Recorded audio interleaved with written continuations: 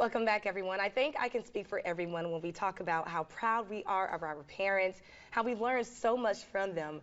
But do you know how cool it has to be to grow up in the household of an icon like Busta Rhymes? Well, we're about to hear how that childhood was for Trillian, who is the son of Busta Rhymes, joining us here on Awareness today, making your own name in the music industry. Yes. But I mean, gosh, to have a mentor like your father, I can only imagine the stories and how much he's played a huge impact in your life.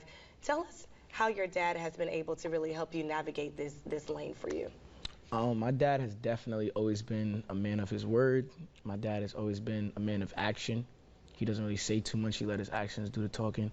And my dad is heavy on being a man and standing on your 10 and adapting in any situation where you can possibly adapt to. You know what I'm saying? So in the sense of him being a mentor, that was every day, you know what I'm saying? Just teaching me how to be a young adult, you know what I'm saying? Going through my teenage years, going through my young adult phases. You know, we all go through those phases when we're a teen and we think that we don't got to listen to our parents anymore because we're of age in a sense where we think, you know, we could do our own thing. But just helping me navigate through life's, you know, difficulties and life's trials and tribulations, because in the household, you know what I'm saying, family's gonna always forever love you, you know what I'm saying? My dad always showed the utmost love. But when you go outside and your family is not with you or around you no more, the world don't care about you, you know what I'm saying? So my dad definitely taught me a lot of life lessons in terms of just how to carry myself as a black man in America, especially in today's world, you know what I'm saying? And aside from just life things, music-wise, and just driving me and keeping me in that lane and keeping me focused that way,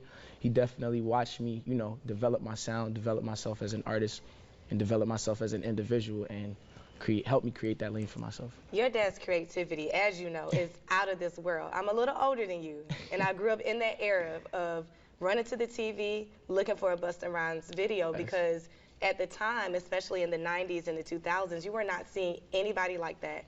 You saw a lot of what like Diddy and Biggie was doing, and Jay-Z with the lights and the flashy clothes, but your dad was on a whole different level. When did it hit you? At what age, like, oh my gosh, Busta Rhymes is my dad, and I get to learn from this man? It's funny, 'cause I get this question pretty often. I'll say when I watched the Give Me Some More video with the blue monster in there, and it scared me mad. Like, it scared me bad.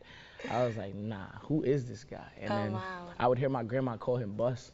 And I'm like, who's Bus? So I just went on Google one day and you know what I'm saying, I typed in what I was hearing in the house, and I did my research and it came up, and I started seeing stuff about me, my brothers, myself. I'm like, bro, what in the world? Like, how do people know this stuff? But yeah. But I think that speaks to how your parents raised you, that y'all still had what, you know, a traditional traditional household, bringing up, you know what I'm saying? Traditional household, and that while that was your dad, he was still a father inside of the home. West Indian household too. A West Indian household, so a whole different when you talk about the culture thing, right? What things that would you like to take away from like what you have seen with your dad's career that you would like to mix with yours, but still have your own individual name, your own individuality rather? I'll say my dad's creativity and just, you know, what he has offered to the game in terms of fashion, in terms of enthusiasm, energy when he performances. Like, I want my stage presence to be just like his, you know what I mean? Like, if you ever go to a Busta Rhymes show, and I'm talking to you, I'm talking to y'all. If you ever go to a Busta Rhymes show and you see Busta Rhymes perform, the show is so routine. It's like he spit on his hand and just was like this, like, just watch this, and y'all know, like after a while, and you go to a Busta Rhymes show, if you go to a tour, you're gonna start learning his show, like, you know what I'm saying? And just seeing that energy, you know what I'm saying, that aspect of his music and that aspect of his career, you know what I'm saying, the rah-rah like a dungeon dragon, like, he always stood out, you know what I'm saying? And I just want to be that person, especially for the youth, especially for my age group. I want to be that voice and that person to be the face of what's coming up, you know? I love that. I have not had the pleasure to attend a Busta Rhymes show ever before, but I can remember, I believe it was the Lifetime Achievement Award from BET a few years back. Like, me and all my friends were like in front of the TV, like, oh my gosh, like, it's lit. I was there. And that was in the house. How was that experience? Man, I was just happy that my dad was finally getting the flowers that he so rightfully deserved.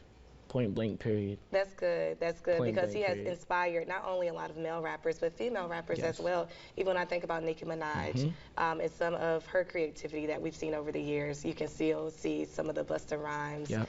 vibes coming up through that. All right, well, we're going to take a quick break. When we return, I want to talk about what you do outside of your music too, because not only are you an accomplished musician, an accomplished rapper, but you're also making sure that you have your education down pat. I think that's important to share with our viewers as well. Yes. We're going to be right back.